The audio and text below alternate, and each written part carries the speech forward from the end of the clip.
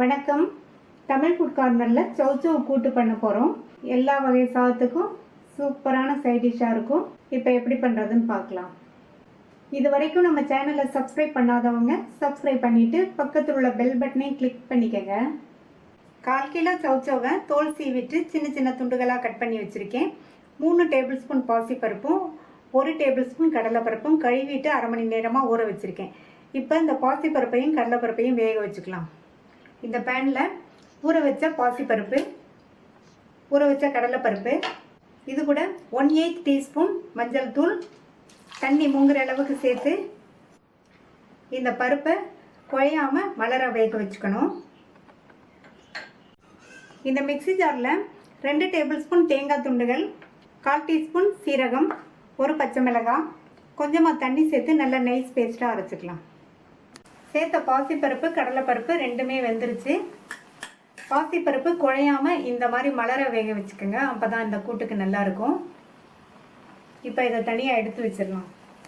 இந்த பேனில் 3 டீஸ்பூன் எண்ணெய் சேர்த்து, எண்ணெய் சூடானதும் அதில் 1/2 டீஸ்பூன் கடுகு, 1/2 டீஸ்பூன் உளுந்து, 1/4 டீஸ்பூன் சீரகம் எல்லாமே நல்லா பொரிஞ்சிருச்சு. அதில் 1 டேபிள் ஸ்பூன் கட் பண்ண வெங்காயம், கறிவேப்பிலை, 2 காஞ்ச மிளகாவை முழுசாகவே சேர்த்துக்கங்க.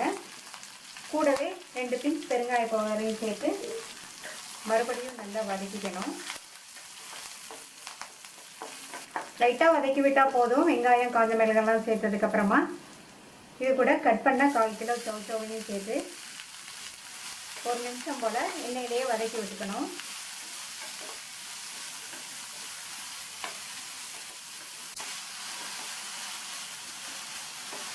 இந்த மாதிரி வதக்கிட்டு இது கூட 1/2 டீஸ்பூன் சாம்பார் தூள் சேர்த்துக்கங்க, நல்லா வாசனையாக இருக்கும்.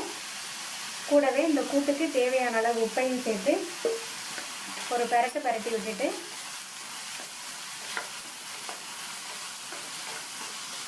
தண்ணி சேர்த்துடலாம். காய் முங்குற அளவுக்கு தண்ணி சேர்த்துடலாம்.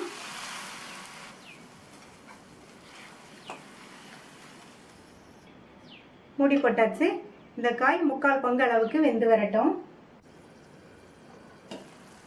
இந்த காய் 3/4 பங்கு அளவுக்கு வெந்துருச்சு. சௌச்சௌ காய் நீர்க்காய்ங்கிறதுனால வேகமாகவே வெந்துடும். இது கூட வேக வச்ச அந்த பாசிப்பருப்பையும் கடலைப்பருப்பையும் சேர்த்துட்டு நல்லா ஒரு தடவை மிக்ஸ் பண்ணி விட்டுடலாம்.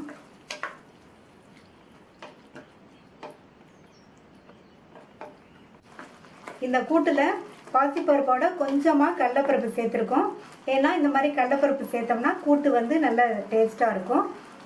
இப்போ எல்லாம் நல்லா ஒன்று சேர்ந்து வெந்து வரட்டும். இப்போ பருப்பு காய் எல்லாமே நல்லா கரெக்டாக வெந்துருச்சு. பாசிப்பருப்பை வேக வைக்கும்போது குழையாமல் வேக வச்சுக்கணும்.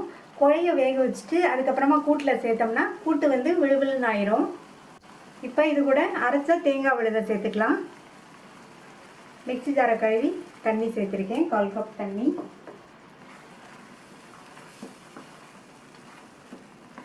நல்லா கலந்து விட்டுறலாம்.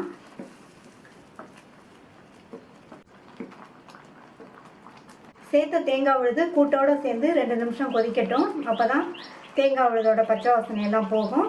நான் வந்து இந்த அளவு தண்ணி சேர்த்து வச்சுருக்கேன். இப்போ இது வந்து கொதித்து வரும்போது சைட் டிஷ்ஷாக வச்சுக்கிறதுக்கு கரெக்டாக இருக்கும்.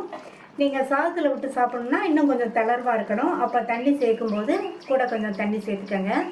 2 நிமிஷமாக கொதித்து கூட்டு ரெடி ஆயிடுச்சு. இதில் கொத்தமல்லி தழை சேர்த்துடலாம். நல்லா ஒரு தடவை மிக்ஸ் பண்ணி விட்டுட்டு ஸ்டவ் ஆஃப் பண்ணிடலாம். ரொம்ப டேஸ்டான சௌச்சௌ கூட்டு ரெடி ஆயிடுச்சு. இந்த கூட்டு சாம்பார், ரசம், காரக்குழம்புக்கெல்லாம் சைட் டிஷ்ஷாக வச்சு சாப்பிட்றதுக்கு ரொம்பவே நல்லாயிருக்கும்.